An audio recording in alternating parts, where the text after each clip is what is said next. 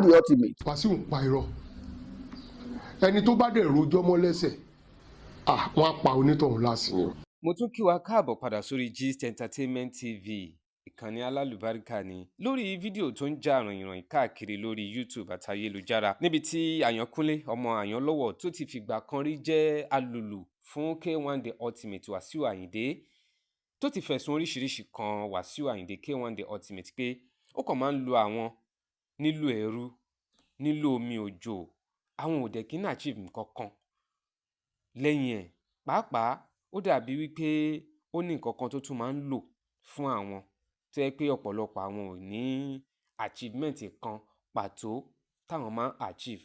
Kunle ọmọ Àyànlọ́wọ̀ fẹ̀sùn allegations ńlá yẹn ó fi kan K1 The Ultimate. Wọ́n ń pe bàbá kan náà ní Ismaila Olúmadé aka Oyè. Bàbá yẹn náà jẹ́ ó ti fìgbà kan lùlù dáadáa fún K1 The Ultimate rí. In fact wọ́n jọ bẹ̀rẹ̀ ni bíi pé wọ́n jọ bẹ̀rẹ̀ pẹ̀lú K1 The Ultimate ni látàyè ntipẹ́ntipẹ́. Bàbá yẹn náà kò lùlù fún K1 The Ultimate mọ́ sìn òun náà fẹ̀sùn kan K1 The Ultimate máa mú voice ẹ̀ wá ẹ máa gbọ́ nǹkan tí bàbá yẹn náà sọ. Alhaji AS pẹ̀lú K1 The Ultimate wọ́n jọ máa ń ta kàngbọ̀n ni wọ́n jọ bẹ̀rẹ̀ orin kíkọ ni wọ́n jọ máa ń fi orin ta kàngbọ̀n ni wọ́n jọ máa ń pè wọ́n tó bá pe K1 The Ultimate wọ́n á pe Alhaji AS yẹn ni. Òun náà ròyìn irú wà ibi àti wà àgábàǹgebè oríṣiríṣi ìwà tó wà lọ́wọ́ K1 The Ultimate. Ẹnu mi kọ́lẹ̀ ti máa gbọ́ máa mú fídíò yẹn wá fún yín ṣùgbọ́n ṣe mọ̀ pé Yorùbá ní àgbà ẹjọ́ ẹnu ẹnìkan dá àgbà òṣìkà ni Yorùbá máa ń perú ẹ̀. Pẹ̀lú gbogbo allegations yìí tí bàbá Àyànkúnlé Àyànlọ́wọ̀ tó sọ yìí kéèyàn tó lè bọ́ síta gbangba gbogbo ayé kó gbélù kó dẹ̀ gbé sórí kó máa fi búra bàbá tó ti ń lọ bí 60 years nílẹ̀ Yorùbá àyàn tó bá fi ìlú búra lórí èké ayé wọn máa ń padà ta ni o ayé wọn ò kí ń dá o. Bàbá yẹn fi ìlú búra níwájú gbogbo ayé wípé ọ̀rọ̀ tóun sọ yìí bẹ́ẹ̀ ló ṣe rí. Ṣé ká wá sọ pé bẹ́ẹ̀ ló ṣe rí ni àbí ká sọ pé bẹ́ẹ̀ kọ́ ló ṣe rí? K1 The Ultimate kò dẹ̀ jáde kó debunk ẹ̀. K1 The Ultimate Alhaji WASIU AYINDE tẹ́ ẹ̀ bá ti jáde kẹ́ ẹ̀ debunk ọ̀rọ̀ tí wọ́n ń sọ àwọn allegations tí wọ́n fi ń kàn yín yìí ẹ̀yin gangan la máa pè láláìda èèyàn. Ẹ̀yin gan la máa sọ pé wàá yín ò dáa ẹ̀yin la dẹ̀ máa pè láláburú èèyàn. Ẹ bọ́ta tó bá jẹ́ pé lóòótọ́ ni ẹ tender apology yín ẹ apologize ẹ bẹ̀ wọ́n ẹ fà wọ́n mọ́ra ẹ ṣàtúnṣe. Tó bá dẹ̀ jẹ́ pé kò kì í ṣe òótọ́ ẹ jáde kẹ́ ẹ sọ fún gbogbo ayé pé kì í ṣe òótọ́ ẹ gbọ́ àwọn ẹ̀sùn tí wọ́n fi kan K1 The Ultimate kẹ́ ẹ wá drop opinion ti. ẹ understand tí mi sọ yìí torí téèyàn ò bá ń púfù òótọ́ ọ̀rọ̀ yìí àwọn òyìn ò ní mọ̀ wà burúkú tó wà nínú ẹ̀.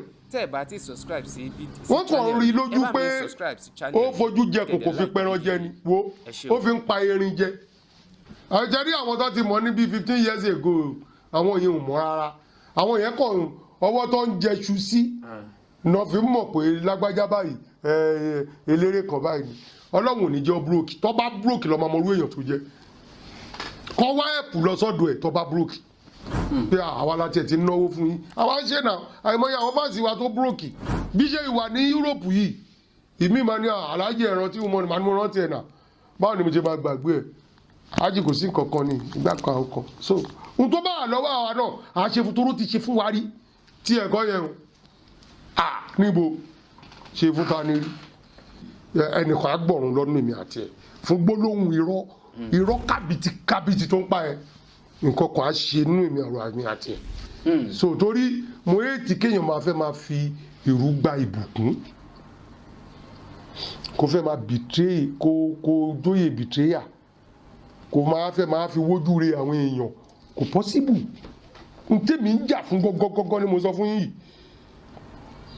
mi ò ní mọ́tò jẹ́ mi ò ní mọ́tò ẹ understand mi ò ní mọ́tò ó jẹ́ pé mi ò ní mọ́tò ẹ wọ́n á ní ẹ bá wọ́n rí mo gbé mọ́ wọn lọ bẹ́ẹ̀ mi rè po sí mọ́tò mi ni àwọn fẹ́ gbé irọ́ ló ń pa náà ò ní náà